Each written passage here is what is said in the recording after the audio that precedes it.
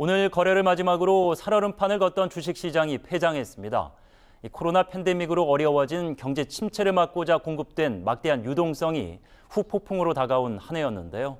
일명 동학개미로 불리는 국내 개인 투자자들의 실적은 처참했습니다. 신송희 기자가 짚어봤습니다. 30대 직장인 A씨.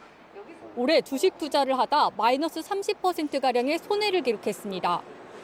작년까지 이익을 보다가 올해 들어 미국의 금리 인상과 우크라이나 러시아 전쟁 등 대내외 악재가 터질 때마다 수익률이 내려가기 시작했습니다.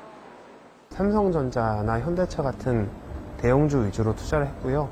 연초 대비해서 주가가 20%에서 30%는 신용을 조금 써서 2배로 좀 부담이 되는 것 같습니다. 올 한해 주식시장은 그야말로 아비규환이었습니다. 주식장이 온통 파란색으로 물드는 하락장의 연속이었습니다. 2998.32, 3,000선 바로 밑에서 시작한 코스피. 2022년의 마지막은 2236.40으로 끝났습니다. 인플레이션, 고금리 킹달러로 요약되는 경제 불황의 그림자가 전 세계를 덮치자 국내 증시에는 곡소리가 울렸습니다. 글로벌 경기가 지속적으로 위축이 되면 우리나라 같은 나라는 기업들의 실적이 둔화될 수밖에 없고 기업 주가에도 악영향을 줄 수밖에 없고요. 가장 큰 피해는 국내 시장에 투자한 동학개미. 올 한해 동학개미가 가장 많이 바구니에 담은 종목 1위부터 10위까지 모두 마이너스를 기록한 겁니다. 평균 수익률은 마이너스 36%. 15조 원을 사들인 삼성전자의 수익률도 마이너스 26%나 기록했습니다.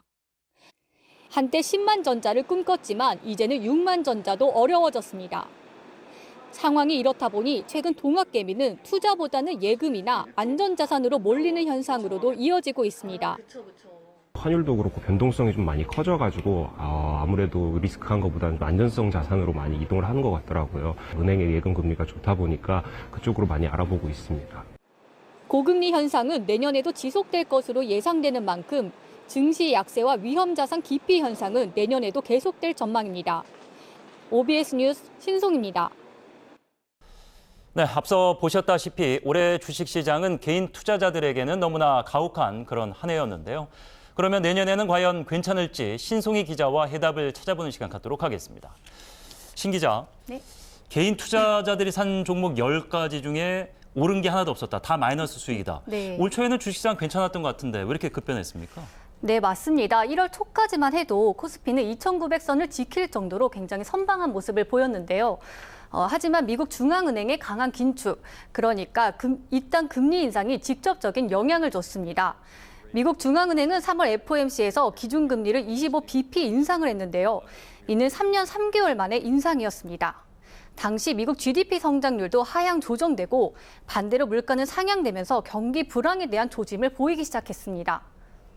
네, 코로나19 상황에서 경제가 계속 안 좋았는데 유독 오늘 올해 주가가 영향을 받은 것은 역시나 미국의 영향일 텐데 상반기 내내 불안한 모습이었네요. 네, 맞습니다. 처음에는 시장 참여자들이 우려감을 나타내기 시작했고 시간이 지날수록 불안감은 더 증폭됐습니다. 특히 연초 발발한 러시아와 우크라이나 전쟁이 장기화되면서 전 세계가 물가가 점점 동요가 되고 물가를 자극하는 요인으로 작용했습니다. 예. 이렇게 표현하면 좀 그렇습니다만 가장 피해를 본 업종 어딘가요? 네, 바로 우리나라 시가총액 1위 기업이자 바로 삼성전자입니다. 예. 삼성전자를 비롯한 SK하이닉스 등 반도체 업황이 가장 큰 타격을 보였습니다. 수출에 빨간불이 켜졌기 때문입니다. 전기전자 같은 경우에는 우리나라가 주력으로 하고 있는 메모리 반도체의 경우 시황이 워낙 좋지 않고 또 재고도 많이 쌓여 있는 상황이고 삼성전자가 연중 최저점을 기록한 9월 30일, 코스피도 동시에 연저점을 기록했습니다. 금리 인상에 따른 소비 위축, 중국의 코로나 봉쇄 등 복합적인 요인들이 겹쳐지면서 내년까지도 이익 전망치는 불안한 상태입니다. 우리나라 상장사의 70%가 넘게 다 수출을 해서 먹고 사는 기업인데 수출이 불안하고 전쟁이 계속 이어진다면 국내 증시에 그렇다면 기대할 요인은 없습니까? 꼭 그렇지만은 않습니다. 전문가들 중에서는 내년도에 반도체 업황이 바닥을 찍고 상승세로 돌아설 것이란 기대감도 나오고 있습니다. 전문가 의견 들어보시죠. 바닥은 내년도 2분기 늦어도 3분기 초반으로 추정되고 있고요. 주가는 먼저 움직이기 때문에 반도체 업종 중심으로 해서 강한 상승을 좀 보일 수가 있어요. 또한 우리나라가 올해 주가가 많이 하락하면서 상대적으로 저평가 매력이 부각되고 있다는 시각도 있습니다. 시장 조사업체 FN가이드에 요청한 결과 내년 우리나라 상위 100개 기업의 PBR, 평균 주가 순자산 비율은 1.53배입니다. 1배 미만인 기업도 절반이 넘는 51개나 나왔습니다. PBR은 순자산 대비 현재 주가 수준을 나타내는데요. 만약에 1배 미만이다, 그러면 저평가돼 있다고 볼 수 있습니다.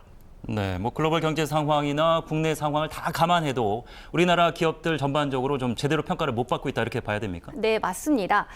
그래서 여러 전문가들은 기업의 가치를 올리기 위해서는 기업 스스로의 노력도 필요하고 국민연금과 같은 소위 큰손들이 기업에 직접적으로 영향권을 행사해서 억지로라도 주주 가치를 올려야 한다는 주장도 나옵니다.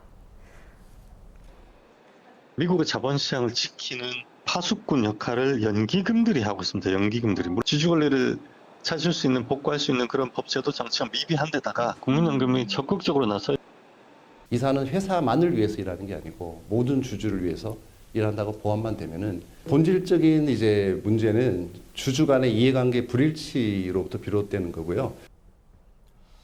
네, 뭐 주가가 오르던 내리던 결국에는 이제 수수료를 떼는 곳은 올해 아마 업황이 괜찮았을 겁니다. 결국에는 이제 개인 투자자들이 큰 피해를 봤을 텐데 새해에는 좀 웃을 수 있는 경제 뉴스들이 좀 많이 나왔으면 좋겠습니다. 신송희 기자와 함께했습니다. 고맙습니다.